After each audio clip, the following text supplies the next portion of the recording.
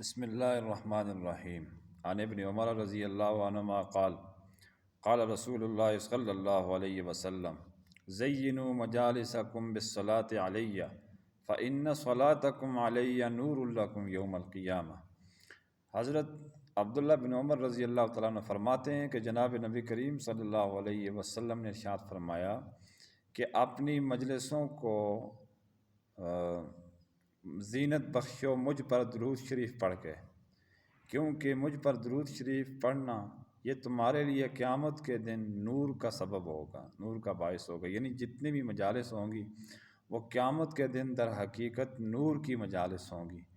درود شریف کا عمل قیامت کے دن مومنین کو، پڑھنے والوں کو یہ نور کی صورت میں ملے گا۔ اس کے بے انتہا اجر اور بے انتہا دنیاوی فوائد بھی ہیں۔ ایک حدیث میں یہ بھی آتا ہے جو پہلے گزر بھی چکی ہے کہ جو شخص دن میں 100 مرتبہ درود شریف پڑھے گا تو اللہ تعالیٰ اس کی 100 حاجتیں پوری کرے گا، 30 دنیا کی ہیں، 70 آخرت کی ہیں۔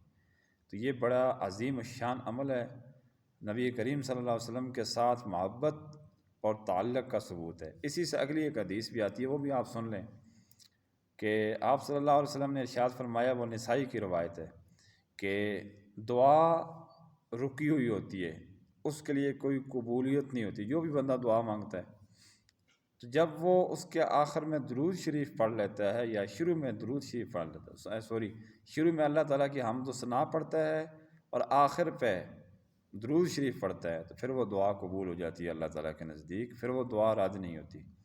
تو یہ بڑی خوبیوں والی چیز ہے، یعنی بہت قیمتی چیز ہے، بہت گراں قدر تحفہ ہے یہ درود شریف، بشرطے کہ درود شریف جو احادیث میں وارد ہیں وہ پڑھے جائیں۔ مروجہ درود شریف کی کوئی حیثیت نہیں ہے۔ ہر وہ عمل جس کی قرآن و حدیث میں تعامل صحابہ میں اس کا ثبوت نہیں ہے تو وہ چیز قابل عمل بھی نہیں ہے، وہ قابل اجر بھی نہیں ہے۔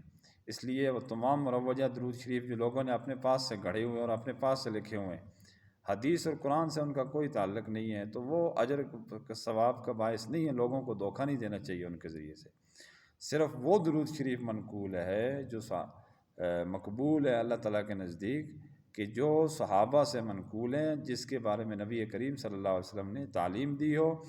اس درود شریف میں سے سب سے اعلیٰ درجے کا درود شریف درود ابراہیمی ہے۔ درود ابراہیمی کی بھی بہت زیادہ کثرت کرنی چاہیے اور اپنے درجہ بدرجہ کے اعتبار سے درود شریف کے فضائل ہیں۔ چونکہ درود ابراہیمی کی فضیلت زیادہ تھی اس لیے نماز کے اندر بھی اس کو رکھ دیا گیا ہے۔ اللہ تبارک و تعالی ہم سب کو اپنی مجالس کے اندر اپنے ذکر و دعا اور تلاوت کے دوران درود شریف کی کثرت کرنے کی توفیق عطا فرمائے۔ وآخر دعوانا ان الحمد للہ رب العالمین۔